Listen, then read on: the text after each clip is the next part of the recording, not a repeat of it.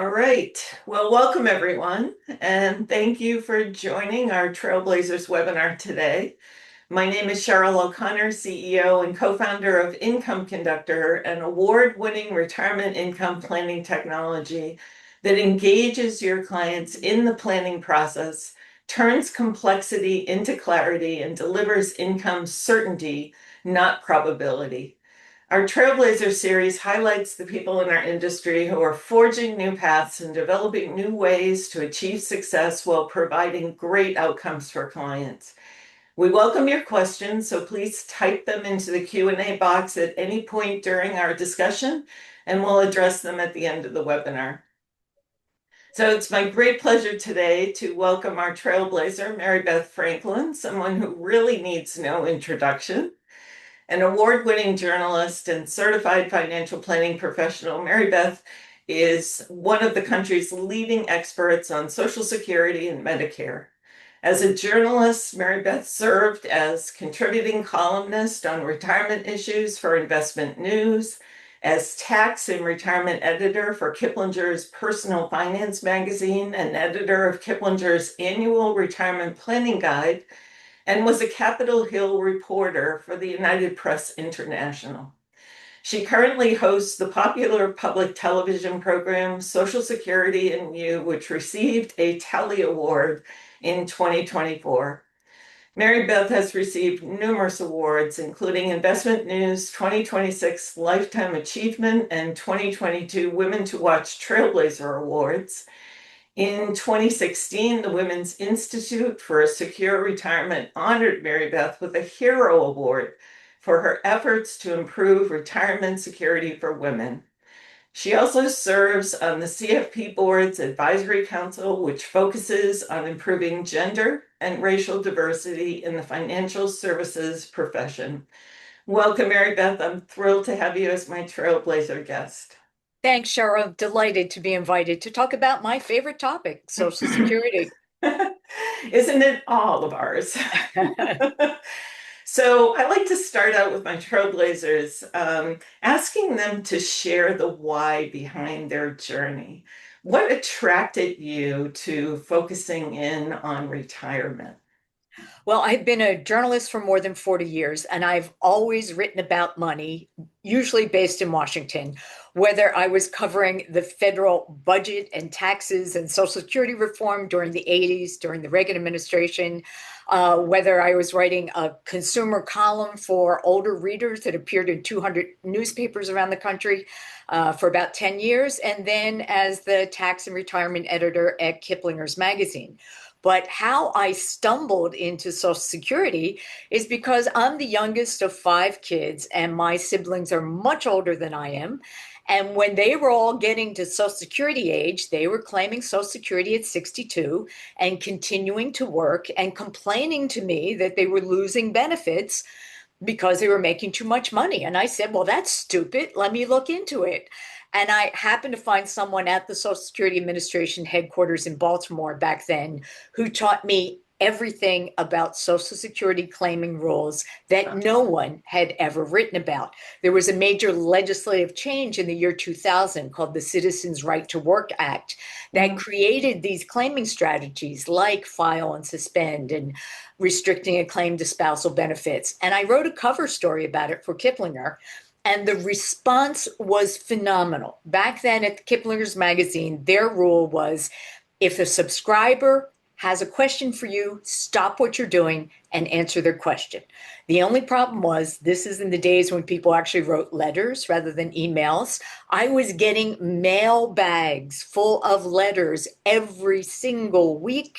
And I set aside the first hour of every workday for a year to answer those questions. Wow. And I knew I had hit a gold mine. This is what people wanted to know about. So you were like the Dear Abby of Social Security. Exactly. And I'm honored to have that title. I find with so many of my Trailblazers that their passion for something comes out of a personal experience. Yes. And I have it on good authority that at one point my face was actually on a dartboard at the Social Security Administration. And I consider that one of my finest honors. Somebody should have taken a picture of that. Um, so let's get into it. For people thinking of retiring, when they should claim Social Security is often top of mind. I mean, that hasn't changed over the years, right? I It think the may, first question people ask when they think about retirement is, when should I claim Social Security? And right. for a financial advisor, if you can't help them answer that question, they're going to find somebody else who can. Right. So you're a great advocate that this should actually be the first planning conversation that advisors have with their clients who are, thinking about retiring. What are the mistakes that advisors should really be cognizant of to help clients avoid, you know, making catastrophic decisions around claiming strategies? Well, while I'm a big proponent of waiting up until age 70 for some people to Mhm. maximize their Social Security benefit, it's not the right answer for everyone. But I am increasingly frustrated when I hear people are frightened that Social Security is, quote, going to go bankrupt. So I should grab it now as soon as I can. Mhm. And for you to claim Social Security benefits at the earliest age of 62, just out of fear of something that might happen down the road, now you're automatically taking a 30% cut off the top by claiming 5 years early if your full retirement age is 67. And then if your worst case scenario happens and Social Security trust fund runs dry and benefits are cut 20% across the board, that's on top of the 30% cut you already took. In my mind, that's like selling your stock portfolio in a down market. The only thing you have guaranteed is you have just locked in a loss. Well, I don't think people realize that, the Social Security Fund is not going bankrupt, that it will just be a cut of some percentage rather than just going from getting your benefit to getting nothing, right? Right. Let's clarify that the main source of income to pay current Social Security benefits are the FICA payroll taxes that all workers and their employers pay. That pays about 95% of ongoing benefits. So as long as people continue to work and pay FICA taxes, there is always going to be a major source of revenue to pay the benefits. Where the gap exists, if we go back to the 1983 reforms more than 40 years ago, they were smart enough back then to say we have this huge baby boomer population that's going to start retiring around Mhm. 2010. Why don't we start collecting more in FICA tax revenues now in 1983 than we immediately need? And let's stockpile that money. That's what we call the trust funds. And for nearly 40 years, that grew to over $3 trillion. Mhm. Around 2010, when we had a great financial crisis and people were losing jobs and not paying in their FICA taxes, well, that was the first time that ongoing FICA tax revenues alone weren't enough to pay all promised benefits. So we started tapping the interest on the trust fund. And that was Mhm. fine till about 2020 when we had COVID and a lot of baby boomers retiring. And again, millions of people losing their jobs and not paying FICA taxes. That FICA tax revenues, interest on the trust fund together were not sufficient. So now we started drawing down the trust fund. And Mhm. that's where we are now. And if Congress does nothing between now and about 2032, and that trust fund is exhausted, there would still be enough money from ongoing FICA taxes to pay roughly 80% of benefits. But politically, I cannot imagine Congress telling more than 70 million senior voters that they're going to get a cut in benefits. I just don't see it. Well, let's hope. There's always surprises when it comes to government. I've read articles by Robert Reich, who was a trustee of the fund back in, I think, the 80s. And he explains it as them making projections on wage growth, which did not happen. So it's not just the financial crisis, it's also the lag on the wage growth that had been projected. That's right, because back in 1983, the last time we had major Social Security reform, the commission said as long as 90% of US wages were being taxed for FICA purposes, Social Security purposes, Social Security would never, ever run out of money. The problem is so many people are making so much more than that maximum taxable wage base, which is Mhm. currently 140 $184,500. People who make more than that are not paying FICA taxes on the excess amount. Well, as a result of that, only about 83% of US wages are now being taxed. If we let that float back up to that magic 90% number, it'd probably be about $250,000 of wages being taxed. It's not something you could do all at once, but you Mhm. could phase that in over 10 or 20 years. The brilliance of the last Social Security reform was that 40 years later, it's not completely phased in. That happens next year when people born in 1960 or later begin reaching that full retirement age of 67. That's the Mhm. final step of that package of reform. But what was so brilliant is it gave people decades to get used to the changes. Yeah. So frog in water, right? Absolutely. So what are the other important considerations, the mistakes that advisors should talk to clients about, claiming besides the timing? Well, I think you look at Social Security for many people as the only form of guaranteed income that they Hmm. will have. And the other critical factor is it is cost of living adjusted. Many people who even buy an annuity often don't have a cost of living adjust in it. So it truly is valuable. And the idea of waiting, say, up until age 70 to get that biggest benefit possible, you have now created the largest benefit base possible. So each year, when there is a cost of living adjustment, that percentage is applied to a bigger base, and Right. consequently, your raise is bigger every year. I think it's very important for married couples to be able to coordinate their claiming strategies. It is often not necessary for both spouses to wait till 70, but it does make sense for one spouse, preferably the one with the bigger benefit, who is often the husband, who's often a few years older, to wait till 70. Now, the other spouse, if she has her own benefit and she's not working, she may Mhm. want to go ahead and claim at 62. Yes, her retirement benefit will be permanently reduced, but it brings some cash flow into the household and takes a bit of the sting away of having the other spouse wait till 70. And the likelihood is the husband probably going to die first. And Right. because he waited till 70, he's now created the largest survivor benefit possible for the wife. And even though her retirement benefit was permanently reduced because she claimed early, it has no impact on her survivor benefit if she is at least full retirement age at the time. So it's a really a win-win strategy for a lot of married couples. Yeah, and this is why we pull in personalized actuarial longevity estimates based on the client's health conditions and age, and because that longevity does have such an impact on the Social Security claiming strategy. If you have a husband who is very ill and they're projected to die 10 or 12 years or even more prior to their spouse, and they're leaving that widow in that surviving benefits position.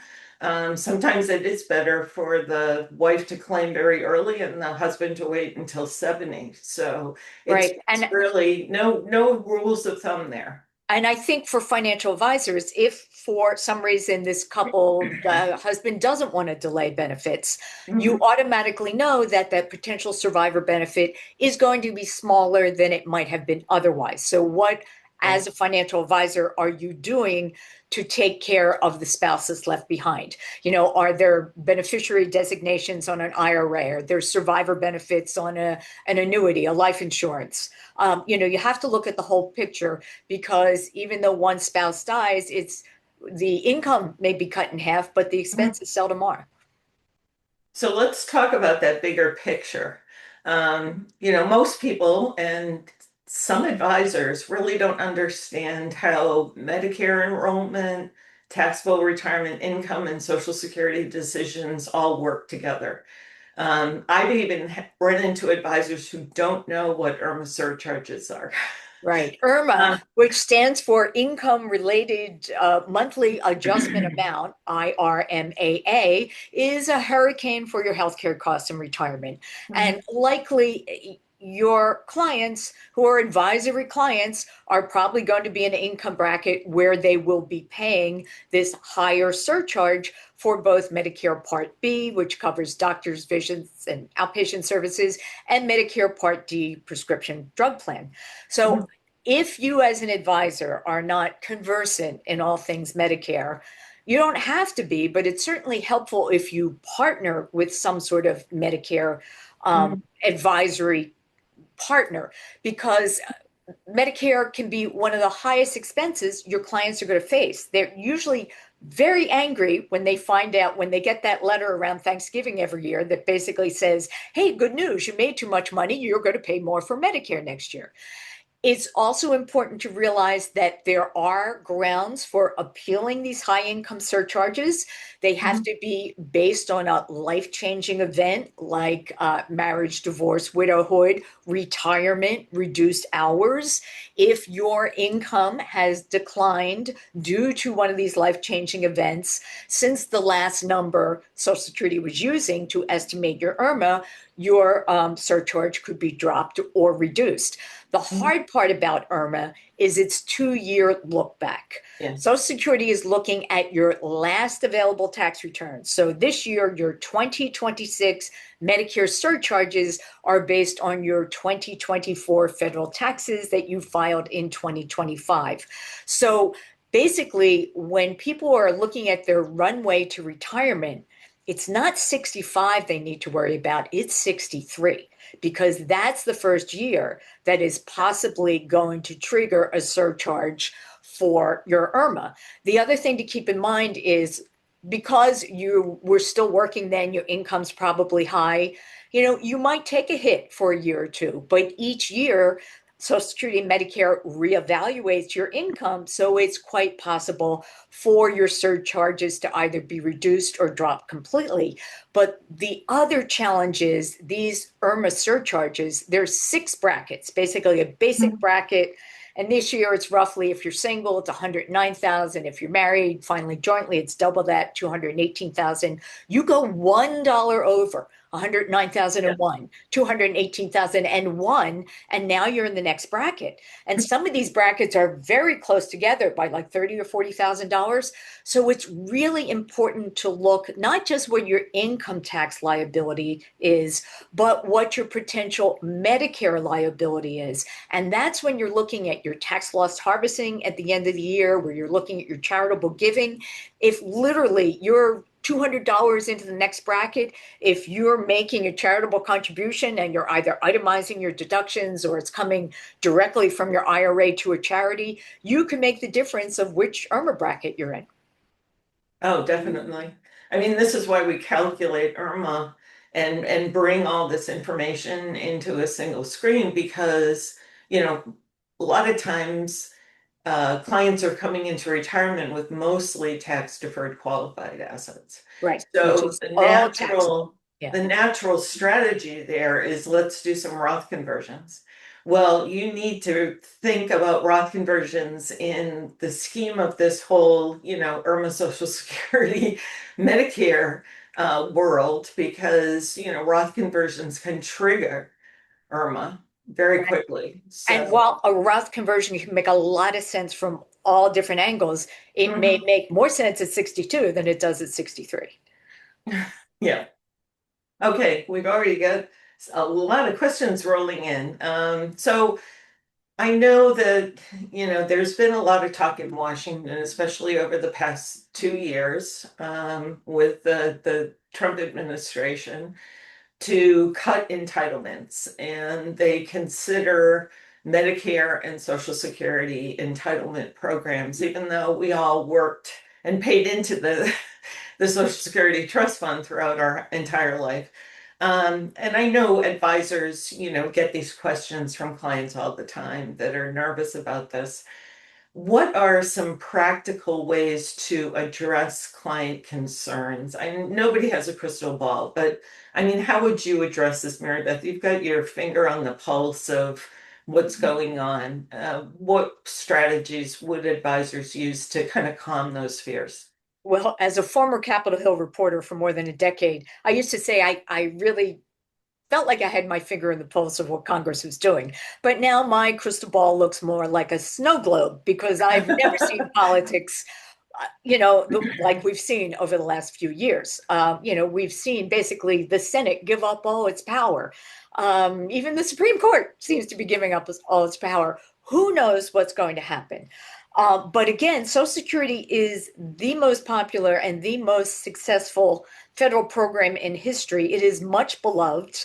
And the fact that 98% of the American working public has paid into it, people feel like, they have skin in the game. And as you pointed out, this is an earned benefit. It's something Mhm. they have paid in throughout their career.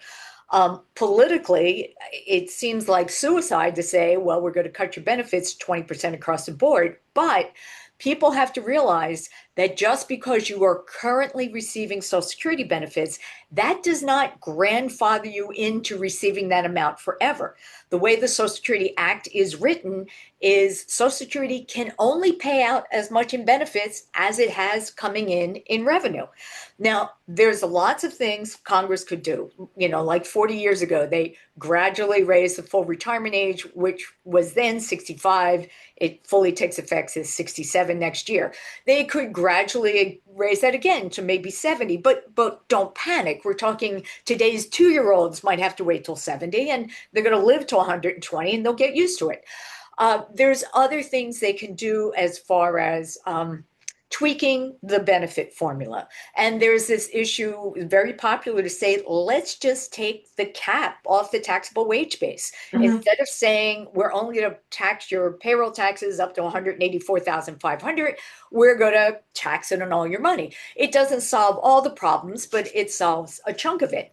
One of the big proposals, and it makes me angry that Congress is wasting time, is if you look at the Social Security Trust Fund, where there's still about $2.8 trillion left.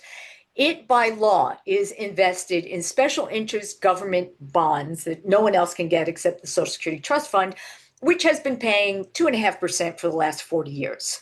Wouldn't it be great if we could have taken a portion of that trust fund, maybe like the Mhm. federal thrift savings plan, Yeah. and invested in the stock market with some sort of bumpers to get a higher return? But the longer Congress drags its feet, if they wait till 2032 and the trust fund is then worth zero, it doesn't matter what you invest the trust fund in, earnings on zero is still zero. So right there is the argument of why can't Congress start talking about this sooner? The American public is not stupid. They know that Social Security is facing financial challenges. I encourage all people to write to their senators and congressmen and say, it's okay to talk about it. I'm not going to fire you. But from the politician standpoint, it's like, well, either go to raise your taxes or cut your benefits or both, vote for me. So they run for cover. They don't say anything. And has always been the case in Washington. It needs leadership from the White House. And just saying broadly, we're going to protect Social Security and Medicare without putting any proposal for that is just kicking this can down the road. So advocacy is important, right? That's one Absolutely. thing that clients can do, contact their representatives. But what would you say an advisor should actually say, at the table? You're sitting across the table from a couple that's very concerned about losing Social Security or I having it drastically reduced. Right. And that's a very good point you're making, Cheryl. Even if this trust fund went to zero, that doesn't mean Social Security benefits would go to zero. There would be Mhm. enough ongoing FICA revenues to say, let's say, pay 80% of benefits. So you as the advisor say, all right, let's take a look and model what Mhm. would happen if your Social Security benefits, not your entire retirement income, but the portion which represent your Social Security benefits, were cut by 20%. What would that do to your retirement income plan? And depending how many years out you are, what can we do now that might boost some of the other aspects of your retirement income plan to make up for that? Certainly, the further out someone is, if you have clients in their 40s and 50s, I think it's Mhm. legitimate to say, let's see what a 20% cut will do and what can we do now to make up for Mhm. that. Obviously, people who are in retirement or closer to retirement probably have a lot less options of what they could do to juice those returns? Well, we're seeing overall in the industry an increase in annuity sales. I, So I I think that's, spurring people on. If Social Security is their only source of guaranteed income, then it just follows that we need to make up for that gap with something, right? and I think actually Social Security is one of advisors' greatest marketing tool for annuities because clients understand what Social Security benefits mean. I get a check every month for the rest of my life, no matter how long I live. Right. Well, an advisor can say, depending on the type of product we use, an annuity can do the same thing. What most annuities can't do, though, is give you inflation protection. And that's one of the true values of Social Security, that it has been cost of living adjusted. And while most people who are receiving benefits would argue the COLAs are never enough to make up for their increased cost of living, it's certainly valuable, particularly the longer you live in retirement. Mhm. The impact of those annual COLAs is terrific. Yeah, and I think more annuity products are offering that option of, putting a COLA on the income. Makes it a little bit more expensive, but, on the flip side, we are dealing with increased longevity now. Right. So And people, I think it's also, if your fixed costs are covered in retirement with, say, a combination of Social Security and maybe an annuity or private pension, if you like it to have it, you can take a little more risk with the investment side of your portfolio. exactly. Yeah, and that's what we find with when advisors tell us how their clients react. So even the most risk-averse clients, they will agree to a little bit more risk with that longer term money, with the bucketing strategy we use, if they have more guaranteed income to rely on. And, So it offsets that risk appetite. I find so many advisory clients really are not touching their investments until they have to take the RMD. I mean, Yeah, it's well, a yeah, nice problem to have, yeah. but if advisors can have that conversation earlier on with their clients, like, look at these two buckets of guaranteed income you have. You don't really need to touch this, Right. and maybe let's take a little more risk. And it could be a potential for covering long-term care costs if you don't have long-term care insurance. It could be a potential for a legacy. It could be a charitable bequest or whatever. But Mhm. I think people who have not yet retired, who are earning a paycheck, that's the way they're used to, paying their bills, and they worry about, oh my God, I'm going to run out of money. But when they get into retirement and they realize in many cases their expenses that they had while they're working aren't there anymore, and in many cases they've paid off the mortgage, Mhm. they often don't need those investments till they hit RMD territory. Yeah, and that's kind of the situation we were in, maybe 3 or 4 decades ago when people had pensions, right? Right. They were not touching their investments as much as they are today. Today we have the 401k generation who are relying much more heavily on their investments. So, and disclaimer, I do not work for an insurance company. I just And neither do I, I. I just think that, there are good products from both sides of the industry, the investment and the insurance part, and they're meant for different reasons, right? Right. And within the plan. So And I think the financial planning profession itself has evolved. When we go Mhm. back decades, you basically had, stockbrokers and insurance salesmen, and Yeah. everybody had their favorite product that was the solution. I think in general, financial advisors are talking about, let's come up with a solution, and Mhm. then we'll find the right product that can, serve that need. Yeah, I've always been a proponent of, create the best plan for the client and then the product selections that's the tail of the dog, right? It Mhm. shouldn't be the Exactly. nose. So we have a lot of questions. I just want to ask before we get into them, can you share what you believe to be the most trusted resources every advisor should follow to stay informed about Social Security? What are your go-to sources, Mary Beth? Well, I would first say go to my website. It's free, marybethfranklin.com. And I've got lots of articles there that you Mhm. can read yourself or share with your clients. I do have an ebook, full disclosure. It has not been updated since 2023 because that's when I left Investment News, which published my book. But am in the process. I will probably update it within the next year. So stay tuned to that. Also, the Social Security Administration has an amazing amount of easily digestible information at ssa.gov. The problem is there's almost too much. You can never find the Yeah, same it's page twice. overwhelming. Yeah. Right. I would argue that every working adult 18 and older should have their own personal Social Security account at Mhm. ssa.gov for two reasons. Once you sign on to that, and it is secure, you can find out 24/7 what your potential benefits are, retirement, survivor benefits for your family, disability benefits. The other reason is there's only one account per Social Security number. And don't you want to make sure you're the one who sets up your account rather than having some hacker set it up? There That's a have been great point. cases where people who 62 plus and had not claimed benefits would get a letter in the mail that, hey, you're now collecting benefits. No, I'm not. Someone got Wow. into that. That's when you contact Social Security to straighten it out. And one of the ways you protect yourself is to make sure you're the one setting up a My Social Security account. Great point. Yeah, you have to find some time between your pickleball games and your mahjong to update that ebook.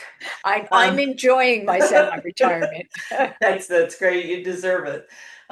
So we have some questions if this will be available by replay. No slide deck. These are always conversations with our Trailblazers. But yes, you will receive a link. We always put recordings of these Trailblazer videos up on YouTube. Um, all right, here's one from David. Interesting. To what extent is AI taking over people's jobs going to affect the Social Security Trust Fund long term?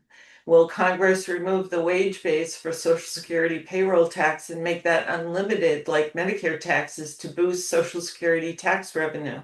There has been some discussion that a potential reform would be to extend the FICA payroll taxes beyond just payroll to other sources of income, even capital gains, etc. Again, there's probably 100 different proposals out there. The Mhm. key is how you mix and match. Again, from the political standpoint, the Republicans hate tax increases, the Democrats hate benefit cuts, and consequently, you probably have to do a little bit of both to make sure both parties are equally unhappy to come up with a workable compromise. All right, here's a good question from Gail. Can a one-time Roth conversion be a reason to waive the increase in IRMA? No. The only reason you can appeal an IRMA surcharge is if your income has gone down from the baseline that Social Security was using. So, by definition, a Roth conversion will actually increase your income for that year.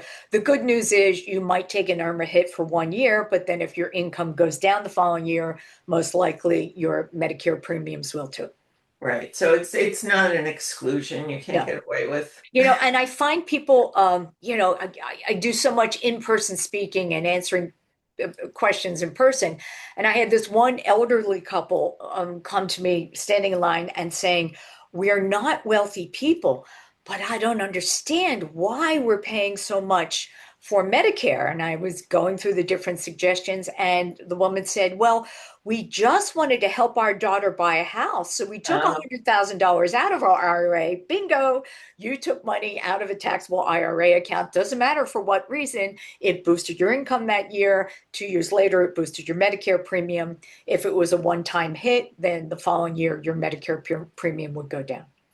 that's a reason to discuss your decisions like that with your financial advisors so they can tell Right. you And the and impact. that is also people selling vacation homes, which are Mhm. don't enjoy this capital gain exclusion, like your private residents, people who are selling their businesses. These are all one-time hits that they're often surprised because most people have no idea that the amount you pay for Medicare in retirement is tied to your income. The Yeah. other thing about Medicare, we could do a whole series just on Medicare rules, deadlines, and costs. Most people have to sign up for Medicare at 65 or face a delayed enrollment penalty for the rest of their lives, Mhm. except if you continue to work and have group coverage through your current employer or your spouse's current employer, as long as that employer has 20 or more employees. There are many small business owners that think, well, I'm still working. I've got, insurance through my business. I'm fine. But if you have fewer than 20 employees, that doesn't count. And when Mhm. you do enroll in Medicare later, you are going to get hit with delayed enrollment penalties for the rest of your life. Yeah, and we've heard stories from advisors with clients in that situation where they relied on their HR department Who give doesn't know them anything give about them Medicare? advice. Yeah, I mean, they should definitely consult a Medicare And specialist. and the other trap there is people who retire and say, well, I've got Cobra for 18 months. Mhm. But if you're over 65 and you leave your job, you only have 8 months to sign up for Medicare. Cobra doesn't count and it doesn't wipe out that rule. So, Mike asks, IRMA rates are indexed for inflation. What inflation rate would be appropriate to use for projecting the IRMA income bracket, say 2 years from now? So 2028. I would look the fact that they're 2 years in arrear. You Mhm. already know at least how much the IRMA brackets are going to be. They're not going to go down. And healthcare tends to go up higher than the rate of inflation, so you might want to use 5% rather than 2.5. Okay. Good advice.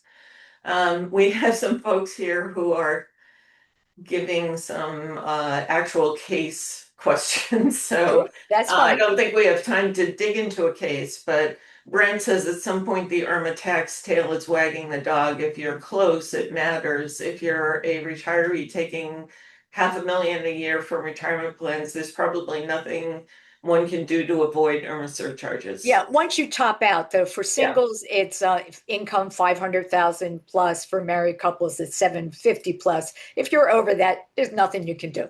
But right. it's a nice problem to have.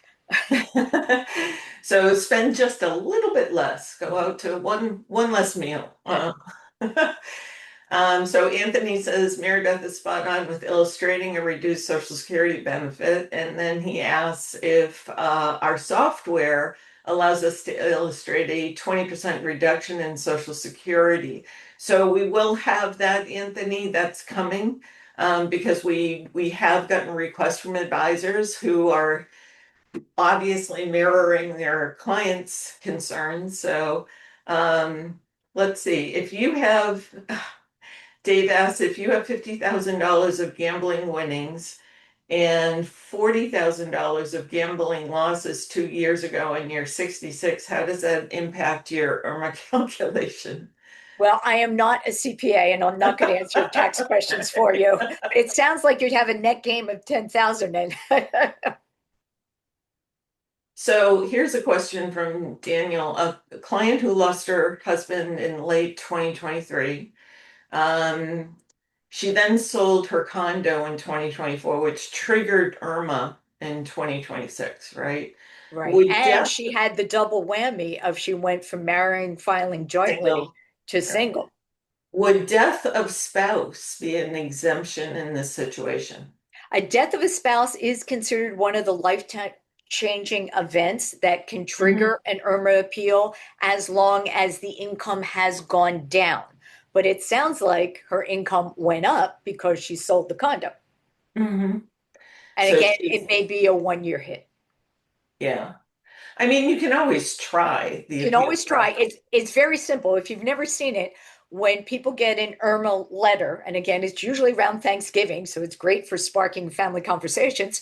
Um, it will tell you based on your taxes 2 years ago, this is what you will pay starting in January for Medicare. And if you disagree with this and it's because of one of these life-changing effects, just fill out this form. Hmm. It's SSA 44, I think. Yeah. Yeah, and we have many advisors who have, given it a shot and gotten it approved. Yeah, and in So fact, why I've not? It done it. doesn't cost you anything, Right. right? And I've done it myself a couple times because I went through a phased retirement where I was making less money for several years, and reduced hours is a legitimate reason for appeal. And what I have found out, here I am calculating, well, I shouldn't be in the third bracket, I should be in the second bracket. They actually just wiped it out completely. But that just means 2 years later, I got a bill for, oh, here, let's make up the difference. And what they usually do is if you are receiving Social Security benefits, they will just withhold your Social Security benefits until that debt is paid.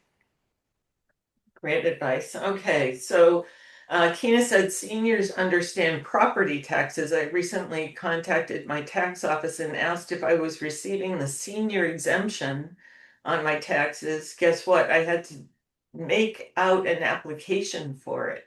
Well, that sounds like the property taxes is going to be a state and county issue, Yeah, and that differs from state to state. I know, for right. example, like in New York State, where you pay a star tax that supports your public school system, I believe people 65 plus retirees get a reduction on that. So Mhm. each state has its own rules as far as retirees and different tax breaks. But I think this Speaking brings up a great point in that there are a lot of loopholes and gotchas out there that people aren't aware of. I also want to point out one of the truly confusing things going on is candidate Donald Trump had campaigned on eliminating Social Security taxes on eliminating income taxes on Social Security benefits, which Mhm. retirees love that promise. What they may not have realized is that the revenue from taxes on Social Security benefits is one of the sources of revenue that pays current benefits. So, as a result of the Big Beautiful Bill Act, there is actually a temporary tax deduction for taxpayers 65 and older, subject to income limits. So, singles, I think, up to $150,000, 65 and older can claim up to $6,000 in tax deductions, twice as much for married couples, phases out over certain income levels. And this is regardless of whether you're claiming Social Security. It's strictly an age and income related tax break. If you're 62 and receiving Social Security benefits, it doesn't help you at all because the tax break is for people 65 plus. It's temporary through tax years 2025 through 2028. It does not mean Social Security benefits are no longer taxable. The effect may be you may Mhm. pay less tax than the previous year, or in some cases, no taxes. But again, it's basically a tax deduction for people 65 plus. Yeah, another thing people may not be aware of. So, so thank you for sharing the resources because I think it is a good idea for advisors to feel a certain comfort level with this really important component of retirement income planning. And I can't thank you enough for sharing your expertise with us today, Mary Beth. And I do hope that you are only semi-retired for a while because we really need your expertise in this industry. So thank you so much for being my trailblazer this month. And it's always been such a pleasure talking with you and knowing you over the years. I know that Phil is a good friend, my partner Phil, and admires you so much. So for good reason. So thank you so much for your time. Well, thank you. And thank you to everybody who tuned in. I hope this was helpful. All right. Well, thanks everybody for joining us and be on the watch for our next Trailblazer in September. Have a great night.